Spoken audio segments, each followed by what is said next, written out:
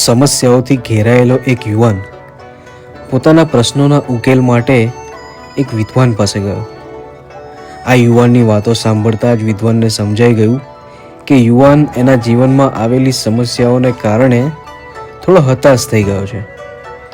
વિદ્વાને આ યુવાનને પાણીનો એક ગ્લાસ આપ્યો અને આ ગ્લાસમાં મુઠ્ઠી ભરીને મીઠું નાખ્યું હતું.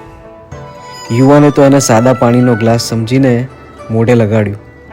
હજુ તો સહેજ પાણી મોઢામાં ગયું કે તરત જ ઊભો થઈ ગયો અને થૂથું કરવા લાગ્યો. વિદ્વાને પૂછ્યું, કેમ ભાઈ, શું થયું? કેમ ઊભો થઈને પાણી બહાર થૂકી આવ્યો? યુવાને ગુસ્સા સાથે કહ્યું, તમે પણ શું પંડિત, આવી મસ્કરી કરો છો? આટલું ખારું પાણી તે મોઢામાં જતું હશે? પંડિતે યુવાનની માફી માંગી અને પછી કહ્યું, ચાલ આપણે બહાર ફરવા માટે જઈએ. તારા બધા જ સવાલના જવાબ તને ત્યાં આપીશ અને તારી સમસ્યાઓના ઉકેલ પણ તને બતાવીશ. યુવાન અને પંડિત ચાલતા ચાલતા ગામની બહાર આવ્યા. એક સરસ મજાનું તળાવ હતું. એ તળાવના કાંઠા પર બંને બેઠા. વિદ્વાને પોતાના કોટના અંદરના ખિસ્સામાંથી એક નાની સરખી થેલી બહાર કાઢી અને એમાં હતું મીઠું. યુવાન વિચારમાં પડી ગયો કે અહીંયા તો મીઠાને શું કરશે આ? પેલા વિદ્વાને આ થેલીમાંથી ફરી એક મુઠ્ઠી મીઠું લીધું અને તળાવમાં નાખ્યું. થોડી વાર પછી યુવાનને કહ્યું, બેટા, હવે જરા તળાવનું પાણી પી અને મને કહે એ પાણી તને કેવું લાગ્યું?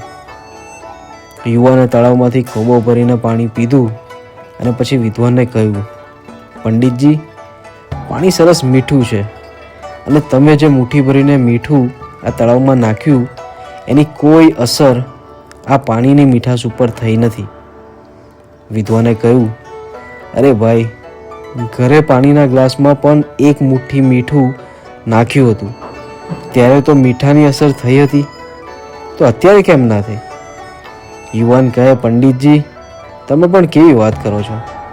ઘરે જે પાણીમાં એક મુઠ્ઠી મીઠું નાખ્યું એ પાણીનો જથ્થો ખૂબ ઓછો હતો એટલે અસર થઈ, અને અહીંયા પાણીનો જથ્થો ખૂબ વધારે છે એટલે અસર ન થઈ.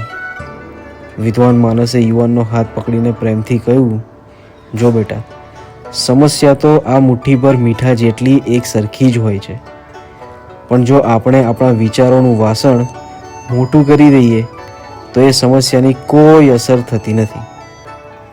મિત્રો, આપણા વિચારો રૂપી જળનો જથ્થો જો પૂરતા પ્રમાણમાં હશે તો આવનારી સમસ્યાની કોઈ વિપરીત અસર જીવન પર નહીં પડે.